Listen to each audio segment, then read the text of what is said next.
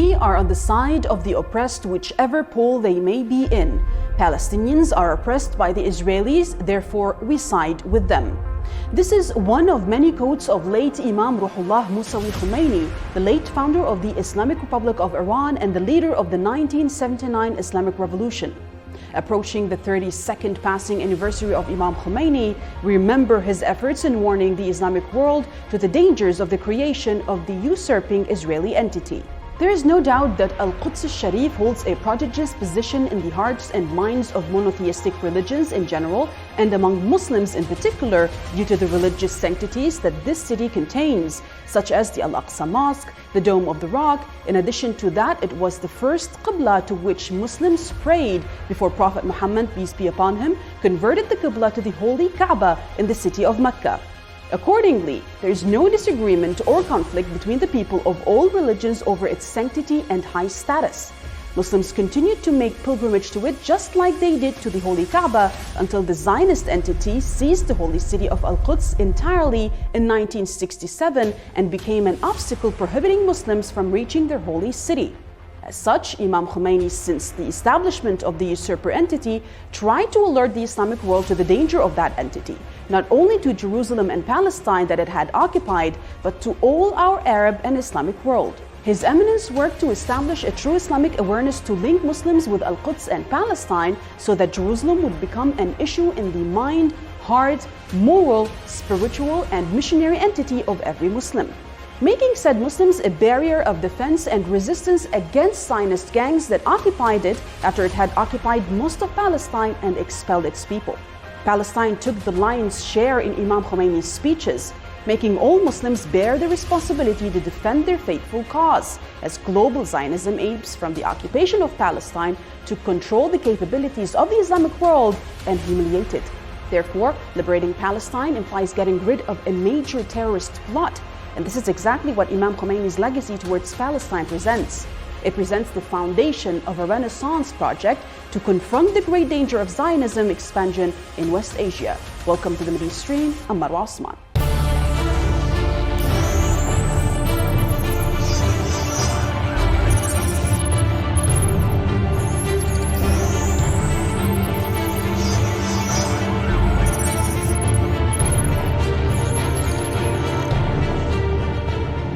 The statements of Imam Ruhollah Khomeini reveals that the Palestinian cause occupied an advanced position in the principles and interests of the late Imam.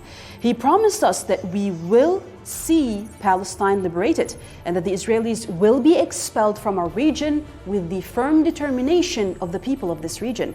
Imam Khomeini made it clear that we will expel the Zionists who are still displacing and killing our children and aspiring to expand in our land in all of our region. Since the early 1960s, late Imam Khomeini began his long struggle against imperialism and Zionism, making Palestine the Arab and Muslim central cause and its liberation the top priority. To discuss this issue with us from Tehran is Sheikh Muzaffar Haidar, producer and creative director at Islamic Pulse. Thank you very much for being with us, Sheikh Muzaffar Haidar. Starting with Imam Ruhollah's struggles through the world, the sermons, the meetings, the speeches that he delivered. He used to conduct in various places in all times. He always mentioned Palestine, made it a central cause for him and a top priority as well for the Islamic Republic of Iran. How do you explain the effect of Imam's words on the awakening of the Muslim Ummah? The Imam certainly had a profound impact on all Muslims. Oftentimes we make the mistake of relegating Imam Khomeini as just a Shia leader, but this is not the case. The reality is that when the Islamic Revolution had begun and there were people on the streets of Iran and they were chanting slogans and they were saying that we neither want the East nor do we want the West, we want Islam, Islam, it was not just Shias, it was Sunnis too. In fact, it was not just Iranians.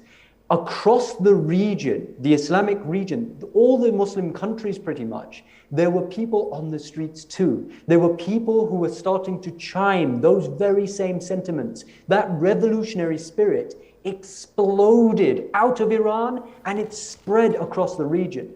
Now, you can imagine, at that time, there were two superpowers in the world. There was America in the West, and there was the Soviet Union in the East. These two superpowers wished to control the minds and the pockets of the Muslims across the region. And so when they saw that Sunnis and Shias are all proclaiming that they wish to bring about a revolution and bring about an Islamic republic, just like they're bringing into Iran, those superpowers became very intimidated. It shook the world. And again, I have to emphasize this point. It was not just Shias who were inspired by Imam Khomeini's words. I'll give you an example. One of the most prominent speakers in the Sunni world is Ahmad Didat. Many people will recognize him as being the teacher of Zakir Naik. Now, Ahmad Didat, he would often speak with the Christians and the Jews, and he would debate with them. What does Ahmad Didat say? And many of you will have seen this clip, and it's available online, where he says, I went to Iran and I witnessed Imam Khomeini with my own eyes. And I don't know what it is about the man, but when I see him, my eyes just started to overflow with tears. Remember, this is Ahmad Didat, a Sunni speaker. And then he says that everything about the man was Quran. He says it's just Quran. He was emanating the Quran in his words, in his actions. You see, the Quran is a unifying phenomenon. It is common, whichever school of thought you may belong to. The Quran is the universally understood and accepted immaculate word of God. And so Imam Khomeini had completely amalgamated himself into this divine book. Well, now, Sheikh Haidar, this is very interesting, but fast forward to what's happening, especially in the last couple of days with the normalization ties with the Israeli entity happening. We did hear back in the day Imam Khomeini viewing the Israeli entity with suspicion and repeating his warnings to the entire world, not only to the regional, to the Islamic Ummah in the region, but he kept saying that the Zionists will try and subordinate their presence across all of the region and probably the rest of the world. Can you tell me, what do you think his thoughts and his teachings, how do you think that collided with last year's normalization with the entity by a number of Arab states? Well, it's actually very fascinating, sister, because if you look at the philosophy of Imam Khomeini, he not only had this unifying philosophy, but he also had a staunch stance against the Zionist entity of Israel. And if I'm correct, he even stated that, look, with America even, we can have diplomacy. There is a chance that we can have talks with America, provided that they change some of their policies, even though America is the great Satan, according to the words of Imam Khomeini. However, when it came to the Zionist entity of Israel, there was no space for any diplomacy, because Imam Khomeini was very clear and very explicit. Israel is a cancer. Was a cancer? Is a cancer. It is not a country. It's not a normal nation that can be discussed with, traded with, have an embassy for. No. Israel is that despicable entity which has usurped the lands of Muslims. They don't actually, these Zionists don't belong there at all. This was the philosophy of Imam Khomeini, very simple and very easy to understand. And so we saw that many Sunnis, many Shias came on board with that mission and that overall perspective. And when we see these Arab, so-called Muslim governments are normalizing ties with the Zionist entity, it's a tragedy. And what they've essentially done is they have betrayed Imam Khomeini. What did Imam Khomeini stand for? He stood for Islam. He stood for the Quran. These so-called Muslim governments out there have actually betrayed the ethos of the Quran. And with your permission, I'd like to recite a verse of the Quran because it highlights exactly what we're talking about here. But it says very... the magnificent effort of the resistance, though, slowed down this normalization process, actually put a hurdle in this process in the Arab world, because people in the Arab world are against it even before it was announced. But now, after Palestine, after what happened to Gaza and how Gaza retaliated with this magnificent power against the Zionist entity, why did it take blood, though, to be shed by the Palestinians for these Arabs living in those states to understand that it's important for them to be vocal about their stances? You're absolutely right. It's a huge shame, actually, that it took this amount of bloodshed before these Arab nations. Maybe they start to recognize it now. But look, it was about this verse of the Quran, "In tansurullaha yansurkum wa yuthabbit aqdamakum." If you help Allah, Allah will help you, and He will make firm your feet. The resistance, the unified resistance of the noble Palestinians, particularly in Gaza, showed the world, it shook the world again, because it showed that Israel, with all of their military might and all of their backing from America and the other world powers, could not stand against a unified effort from the Palestinians. And so what this did is it had repercussions upon those so-called Arab nations. And what's happening is we saw that there was public support. This public support should not be underestimated, not just in the Muslim world, but across the world. You saw it yourself, sister, in the UK, in the United States, in Australia, in every country in the world pretty much. We saw that there were united efforts from Muslims and non-Muslims alike, standing up. But there's one question in my mind, Sheikh Muzaffar Haidar, about Iran is obviously not the only Muslim country that supports Palestine and the right of return and the right for liberation. We have other states, for example, like Turkey. But we all all that we hear coming from Turkey, for example, are words. Why did they not adopt the approach that is brought upon by the teachings of Imam Khomeini to at least ensure that resistance can defend itself by itself? Well, it requires an essay answer, but to keep it short and simple, sister, it requires faith. When we're talking about Imam Khomeini, often people relegate him to just the arena of politics. No, this was a man of faith, and his politics was the divine politics of the prophets and awliya. It requires faith, and not every country, and most people, it's very difficult to adopt that faith. Look, when Imam Khomeini comes out and says, if every Muslim in the world was to throw a bucket of water at the Zionist entity, it would just flood, it would wash away. Now, it requires faith to believe in that. And I feel that that is the main trait that was missing. Another thing is this idea of the world. People get bribed, they get drawn towards this materialistic dunya. And so Turkey, a nation like Turkey, you often see the sentiments of Turkey wishing to be associated with the Europeans. They want this kind of image for themselves. And so it never allows them to get off the fence and properly support the oppressed people of Palestine. When Imam Khomeini, he said to the people that, look, if they threaten us, if the enemies threaten us with sanctions, then we are the children of Ramadan. And if they threaten us with physically attacking us, then we are the children of Muharram. Faith is really the missing ingredient. If anybody truly wishes to support the oppressed Palestinian cause and any oppressed in the world, you need to have faith. And that's what Imam Khomeini gave to the people of Iran and the region. I don't think Turkey, the government of Turkey, actually understood that message. They'd be in a different place right now if they had. I want to thank you very much, Sheikh Muzaffar Haidar, Creative Director at Islamic Pulse, for joining us to talk about this very important matter. It's not enough for me. I need more time to talk to you. This is such an important matter. And what you said is absolutely amazing and it's much needed to be heard on TV for people to hear it, especially the teachings of Imam Ruhollah Khomeini. Thank you for being with us. Now, please stay tuned because next we will be talking about how the UN Human Rights Council decided to open an investigation into the war crimes on the Palestinian people.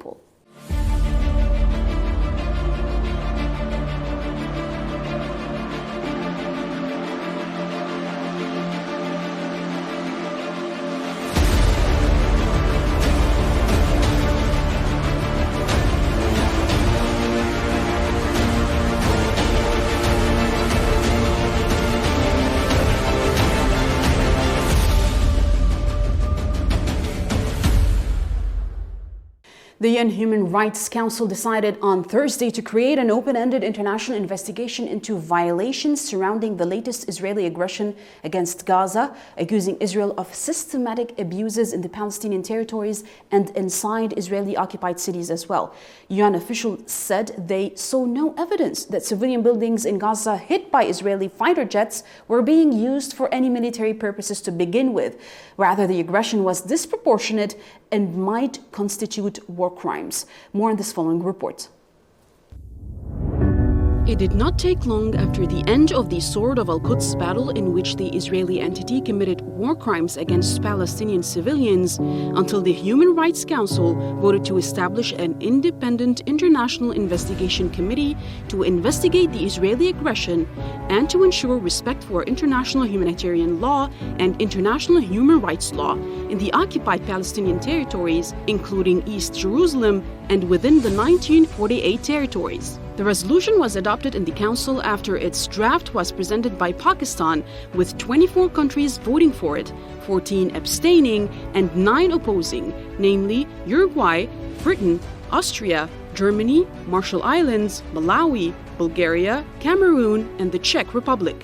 On the other hand, the Israeli Ministry of Foreign Affairs responded by noting that it had previously boycotted the United Nations fact-finding mission in 2009 and that it also now rejects the decision, stressing that it would not cooperate with the investigation. The United States of America also expressed deep regret at the decision of the Human Rights Council, claiming this resolution threatens to obstruct the current progress in the region, citing the humiliating normalization attempts by irrelevant puppet Arab states. What is important about this decision is that for the first time, a permanent rather than a temporary one-year investigation committee will be formed, and at an international level, to examine the Israeli violations against the Palestinians in the 1948 occupied territories as well. It is also important because it represents the first time that the Human Rights Council addresses the root causes of the systematic Israeli racial discrimination against the native Palestinian people in occupied Palestinian territories of 1967. Meanwhile, a number of Palestinian human rights institutions are preparing to submit requests for an international investigation into war crimes and violations of human rights law and international humanitarian law committed by the Israeli occupation forces during the last battle, in addition to requests that will be directed to European countries to put officials in the occupation army on trial for their responsibility for killing civilians in Gaza. To discuss this issue with us from Damascus is Eva Bartlett, independent journalist who has lived in Gaza before. Thank you for being with us, Eva, in this segment about the Israeli war crimes against the people of Palestine. Now, Israel targeted several residential areas in Gaza, killing civilians, killing actually more than 200 civilians, half of whom were children, as you may know. However, this is not the first time that they do that inside of Gaza. Yet, it is the first time that the UNSC dared to declare this aggression as a possible war crime and took vote to begin an investigation in Gaza and elsewhere in the 1948 and 1967 Palestinian territories. What was it this time that pushed the UN to actually do this? Well, for example, when I was in Gaza during the 2008-2009 massacre, it wasn't easy to get the news out about the Israeli war crimes that Israel is committing. So, for example, I would document something and then rush back to one of the media buildings to then try to get it out to the world. But, you know, a decade later, more people in Gaza have access to smartphones and to internet, so they can live stream, they can document in real time Israel's war crimes. And there are many Palestinians in Gaza who have done that in previous wars and in this last war. So therefore, the UN can't ignore it anymore. You know, previously it was easy for them to say, well, we're not sure what's going on. But when you have so many people documenting the manifold Israeli war crimes, then people around the world also are seeing it and are horrified by what's going on. So I think it's the combination of Palestinians having the technology to document themselves Israel's war crimes, and then that documentation getting out as it's happening. Well, Eva, you lived in Gaza during Israel's incremental genocide against the people of the native Palestinians in Gaza in 2009 and in 2012 as well. And you've witnessed the tactics with your own eyes. Can you maybe unfold some of the tragic incidents that you witnessed as an independent journalist, which definitely amounts to a war crime, especially against the media and medics inside of Gaza? Absolutely. In the 2009 massacre of Gaza, I was among a handful of activists riding with the Palestinian Red Crescent in their ambulances. And I was mostly in northern Gaza. So I was seeing a very hard-hit area where Israel committed numerous war crimes, including using white phosphorus. And I know people are aware of the Fakura school, which Israel hit, with Palestinian internally displaced people that had fled from their areas that were either being occupied by the Israeli army or being bombed by the Israeli army. And they had fled to this UN school for which the Israelis had the coordinates, and yet Israel bombed that school. But I documented Israel's wide use of white phosphorus in El Atatra, which is in northern Gaza, in Gaza City itself, in the Zaytun area, in Sheikh Rajlin, and even on the rehabilitation center, the Wafa Rehabilitation Center in eastern Gaza. So the use of white phosphorus on a civilian population is a war crime. Israel's targeting medics is a war crime as well, and at least 2 medics I knew that were targeted. One was shot at with a dart bomb, a flechette bomb, as he stood in his uniform next to his ambulance, and he died as a result of the dart bomb that shredded him, and he went into shock and died. The other medic I was with, his name is Hassan, and we were in an ambulance going to pick up a corpse at the Ezbet Abed Rabo crossroads. And Hassan and Jamal, 2 medics also in uniforms, during ceasefire hours in which civilians and medics should be able to work without being targeted by Israeli snipers. They came under sniper fire and had to run for their lives, the sniper fire coming right up to the ambulance that I was in. So there's the issue of targeting medics, and thereby, by the way, targeting medics, they're preventing medics from reaching the civilians that desperately need aid, which is also against the Geneva Conventions. Mm-hmm. But in terms of other Israeli war crimes, they point blank assassinated children. There's the Ezbet Abed Rabo family, Khaled Abed Rabo, his 2 children, ages 2 and 7, were point blank assassinated by an Israeli soldier. A family that I met after the fact, their 1-year-old daughter was point blank, was targeted by an Israeli sniper. The Israelis rounded up dozens of the Samuni clan in, I believe it was in Zaytun, outside of the outskirts of Gaza City, rounded them up, put them in one home, and then bombed it. Well, the level of horrifying And I'm sorry, details. you did mention media buildings. Israel, as we know in this past war on Gaza, Israel targeted, I believe it was at least 3 high-rise media buildings, one of which, the Shuruk building, the Israelis had targeted in 2009 when I was in the building, shelling it at least 7 times without, I believe it was either tank or Apache fire. Mm-hmm. They also targeted it in 2012 and 2014, and then this last time they completely destroyed it, as they did the Jawhara Tower. Yeah. And we know that in doing so, clearly this was because they wanted to try as much as they could to prevent Palestinian journalists from documenting what would be many war crimes to follow. Well, Eva, one of the incidents you once told me about, we were chatting about this issue, and you told me about when Israeli occupation forces opened fire at farmers in Gaza, and you were actually there, but thank God you were not hurt. Could you tell us more about maybe the testimonies briefly about such incidents that the people of Gaza endure while they are being besieged by the Israeli entity? Yeah, this is a particularly sadistic aspect of the siege on Gaza. They, as we know, they prevent, Palestinians from importing or exporting, which is decimating their economy. But then they prevent them from fishing and farming by targeting fishers and farmers with heavy machine gun fire. In the case of fishers, even targeting them with missiles, abducting them, taking their boats and not returning them. In the case of farmers, over the course of the 3 years that I was living in Gaza, I and other activists were accompanying farmers on their land, which was usually 500 or 600 meters from the fence encircling Gaza, encaging Gaza. And the Israelis say that the 300 meters on the Gaza side of that fence is a no-go zone in which Palestinians, if they dare to tread, will be arrested or shot dead, usually the latter. Even if they are farmers. Yes, and these are farmers. You can see quite clearly they are unarmed. They are clearly farmers, and these include not only just young men of labor, young laborers, but also children and elderly, entire families working on their land.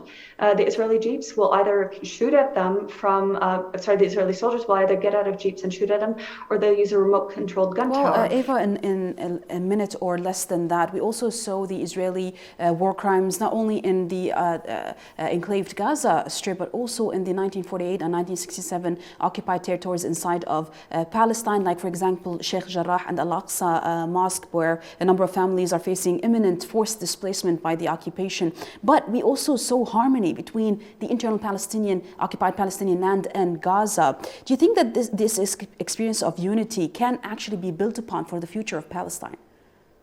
Yeah, it was a historic time because, as we know, there are various factors that have created division amongst Palestinians. I would say, first and foremost, the occupation, the physical occupation, keeping Palestinians apart from one another, but also other divisive means of keeping Palestinians not unified. But what we saw recently with all the resistance factions unifying and sending a very strong message to Israel that they are standing with the Palestinians in Sheikh Jarrah and with Al-Quds, of course, this was rather unprecedented, and I think that this is a powerful message to their occupiers that the game has changed. They can no longer kill wantonly and displace Palestinians wantonly. They will pay a price. Well, I want to thank you very much, Eva Bartlett, independent journalist who had a very immense and deep experience of the occupation and the genocide inside of Gaza, for joining us to talk about the Israeli war crimes against the people of Palestine. Thank you very much for being with us, Eva. Thank you. And thank you for watching. Please do stay tuned next week for more from the Mideastream.